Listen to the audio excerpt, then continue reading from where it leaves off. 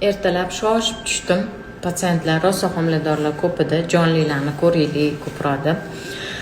Tak, oyijonlar, bugun soat 10 gacha ishlaymiz. Nimadir mazanglar bo'lmay qolsa, skrining kerak bo'lsa, doppler kerak bo'lsa, bemalol kelaveringlar. Tak, klinika 10 gacha ochiq bo'ladi.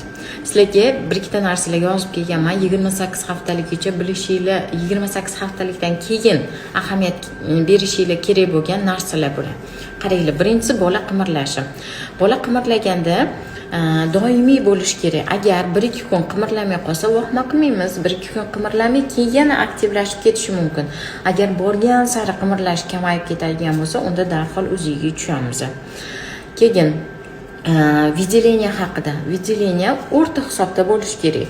Suyuq, ko'p ham bo'lmasligi kerak.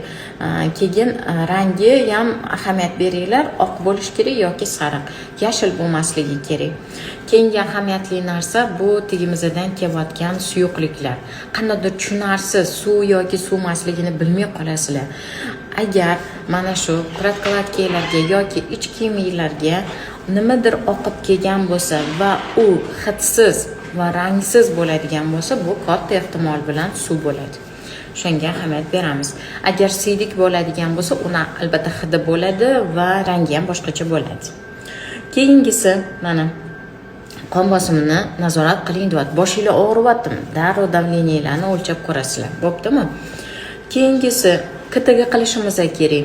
28 haftalikdan keyin KTG qilib turish kerak har 2 haftada. Men dunyo standartini aytibman. O'zbekistonda unaqa emas. O'ziga oyijonlar 28 haftalikdan keyin qachon tushishlari maslahatim 30-32 haftalikda tushinglar. Va keyingisi 34-36 haftalik oralig'ida ham tushinglar va tug'ish oldi bitta o'ziga tushinglar. Avvallari kam bo'lardi, o'ziga tushishlar, hozir ko'proq. Buni o'ziga yarasha sabablari bor. Ayniqsa ekologiya bilan bog'liq yoki bizani yeydigan ko'plab ximikatlarimizga bog'liq bo'ladi. Va qandaydir infeksiyalarning asoratlariga bog'liq bo'ladi. Nima sababdan bunaqa holat? Chunki sizlar to'g'ri tayyorgarlik ko'rmaysizlar. Bo'lib qoladi va homiladorlik ko'tarasizlar, rosa qiyinchilik bilan o'tadi. O'shaning uchun 30 haftalikdan keyin oraliq haftalikda tushmay qo'yadi homiladorlar, tug'ish oldiga qarab tushadi. Ana unda muammo bo'lib qoladi, rosa bilmay qolishadi.